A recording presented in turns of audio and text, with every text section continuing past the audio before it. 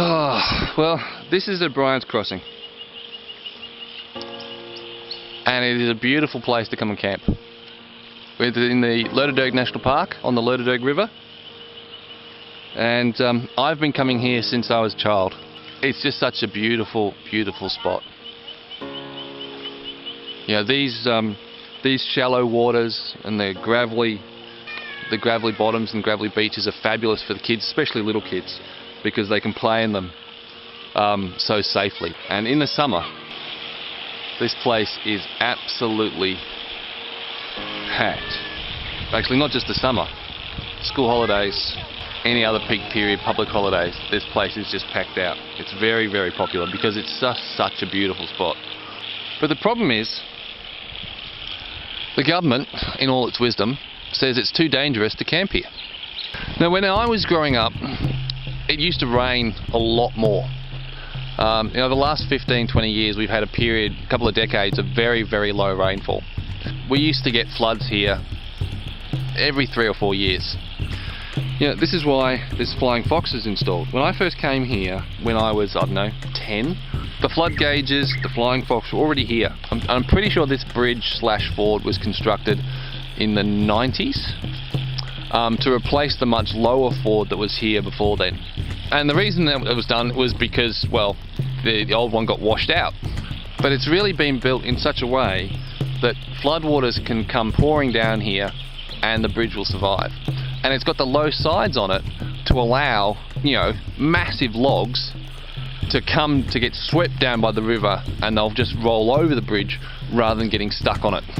In 2011 there was a massive flood, and this is the campground covered in debris. This is the campground after it was all cleaned up. See that rectangle there? That's the same tree in that site.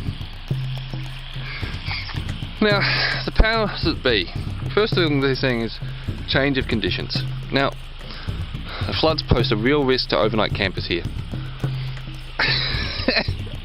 That's not a change in conditions. First of all, it's a river. And if you camp next to a river, there's always the issue that the water could come up at any time. And look, here it's not so bad because the headwaters of the Lerderderg are quite close to where we are. So if it's pretty much impossible for it to be not raining in the headwaters to cause a flash flood, and you not know that the weather's going to be bad down here, and that if there was real rain coming, you'd know not to camp down there on the flats. But we come down here during heavy rain because it was amazing to see the flood pouring across, you know, pouring through here, masses of, you know, water. It was just phenomenal. And after the flood, there would be logs and debris everywhere. But with people camping here and using the wood for fires, it gets cleaned up pretty quickly, which is why, you know, it's all pretty much cleaned up now. But you didn't have to go very far upstream or downstream and you'd start seeing evidence of the flood. So it's not as if this is a new thing. And this extreme storm event, well, the 2011 one was pretty full on. But that was after like 15 or 20 years of low rainfall. Now, and saying, as part of an ongoing commitment to visitor safety, formal risk assessment, which basically is bureaucrat make work, identified a number of items including risks to visitor safety and environmental pollution. Flash flooding, Indian pedestrians from passing traffic. Well, it's a road and there's cars. I don't see how there's a greater risk to people than, say, you know, at a school. Like if you're really worried about passing traffic, put a 40k an hour sign up. What else we got here? A lack of space to a safe separation. Bollocks. The deeply incised terrain prevents a campground being established further from the river at this location. Well, it doesn't. Right, for starters, up this ridge line, there are a series of flat areas that have been cut in times past for people to camp on, right? And there's no reason why, if you're really, really worried, you couldn't extend those and provide further camping areas equal in size to what exists on the flat up that ridge line. It would be a piece of cake. So what they're saying now is that they've created a new camp on high ground on the upper Chadwicks Track, and that this area is only going to be for picnics, and they're going to close it down. So why is this happening? To ensure the safety of visitors, choosing to camp is required to relocate the campground away from the Lerderderg River Gorge. Well, I'm going to say that is bollocks. Extreme storm event in 2011 demonstrated how vulnerable this site is to flash flooding. It's that storm, that flood didn't demonstrate that this site was vulnerable to flash flooding. The fact that it's next to a river and in a steep gorge, valley, is what makes it vulnerable and demonstrated that it was vulnerable to flood. It's always been vulnerable to flood. Two risks that my dad talked to me about when we came here. The first is fire. Now, in a gorge like this, a fire is going to be on top of you before you've got any clue that it's there. And it would be incredibly dangerous. So that's why I will never camp here in the middle of summer, because it's just too dangerous. Yeah. And if you and to have those campgrounds open, like the Amblers Lane campground and this new one at the Chadwicks Track campground, have those open in summer, well, I can understand people make their own choices and so on. But if you're really concerned about public safety, you just say, nah, summer, no camping. But the second big risk, and it's a risk that's shared by the Amblers Lane campsite, it's one that's shared here, it's one that's going to be a thing of the of this new Chadwicks Track one, and it's a risk that you really can't practically do anything about. And that's trees. Now the trees here are a mix of messmates, manna gums / candlebarks, swamp gums, and what is really common with all those eucalypt species is that they can just fall over at any time. Now you see this one here that had this massive lean. Now I know this tree. You know, I know this tree. I've known this tree since I was a kid, and it was a magnificent tree, and it always looked really, really healthy.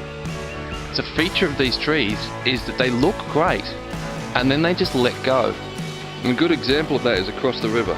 So see here, that looks like a messmate from here, and it looks like it's a healthy tree. The canopy is all well formed. You know, there's no die off. You know, good solid trunk. But if we look closer, we can see here there's a big branch at some point in the past has just peeled off. So if you were really concerned about public safety, you wouldn't have this area as a campground. Well, they're not. They're closing it. But you also wouldn't have it as a picnic area. Oh, now this is to prevent pollution of waterways. The new Lerderderg has been a safer area 5 kilometres down the road, up at Chadwick. The Amblers Lane campsite continues to operate as a seasonally available 4-wheel drive based camping area in the park. Now, that just shows how much rubbish. For starters, there's no toilets at the Amblers Lane campsite. This decision to close this as a campground, it's not about the environment. It's not about public safety. So what is it about? And you know, it's something that they can put in a report. They can pass up the chain, and some bureaucrat gets a gold star for identifying a risk and solving the problem. Never mind that it wasn't a problem that needed solving, and never mind that the risk to the public is just as great. But that's the way it works.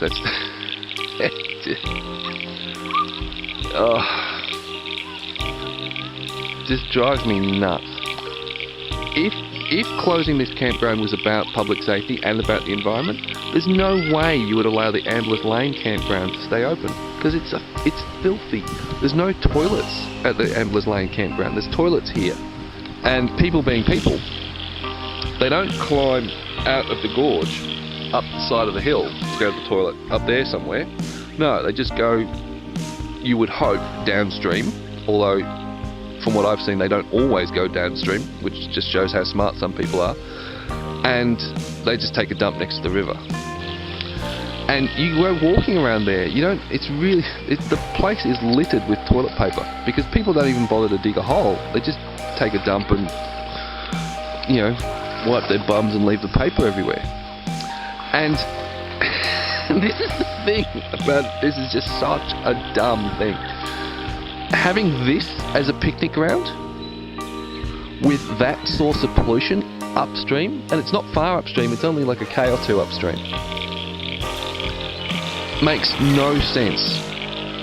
Makes absolutely no sense at all. Whereas here, there is nothing between here and Bacchus Marsh, which is the other end of the national park. The point that they're saying that we're going to close this site to camping for the environmental protection, but it's going to maintain it as a picnic ground, yet just a couple of kilometres up the river, you've got a site where people are crapping next to the river. If you were concerned about public safety, you would close the Amblers Lane site to protect people from when it's got this massive source of pollution upstream. And the other thing is, if you're really worried about pollution of waterways, what's a bigger cause of pollution than a tent next to a river? So why is this happening? The risk profile of this site hasn't changed. No, what it is that some bureaucrat has gone, oh my god, look at this flood. What would have happened if someone was here? Never mind the fact that no one was there. Or even if there had been people there, it would be their own stupid fault for camping next to a river during a storm. They got the funding for this new campground, and some bureaucrat has got a gold star for identifying a risk and making the public safe, making things better, and getting all this work done, and so on. And in fact, it doesn't make the public safer. And the whole reasoning, the whole logic behind what they're doing and what they're trying to sell us on is just stupid. And the thing that really gets me is that so many people get taken in by this, and so many people put up with it. And with just a little bit of local knowledge and a little bit of common sense and a little bit of thinking about the problem, you see that the publicity notice that they've got published is just bollocks. It's just bollocks. She doesn't have it here. And this nanny state mentality, it's not really a nanny state mentality. It's not really about the government wanting to protect us. It's really about bureaucrats wanting to justify their jobs. And we need bureaucrats in our society. We need them. We need regulation, we need rules, we need government, because people are crap. A significantly large proportion of the population is silly, lazy, and selfish. They won't think about people downstream. They'll just walk away from their tent and take a dump next to the river. That's the kind of behaviour. That is why we need government. That is why we need regulations. That's why we need rules. That's why we need bureaucrats to administer all that. But the problem is that the bureaucrats then feel the need to justify their jobs and to make extra work for themselves, to justify their existence, to get gold stars on their file, to get their promotions.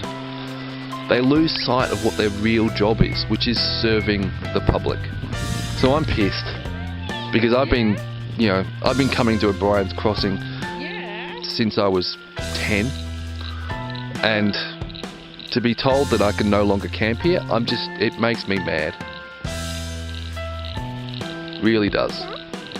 Especially because, I got to check into it, but especially because I'm pretty sure that it's not legislation that is driving those regulations they're talking about. I'm pretty sure it's just bureaucratic power creep.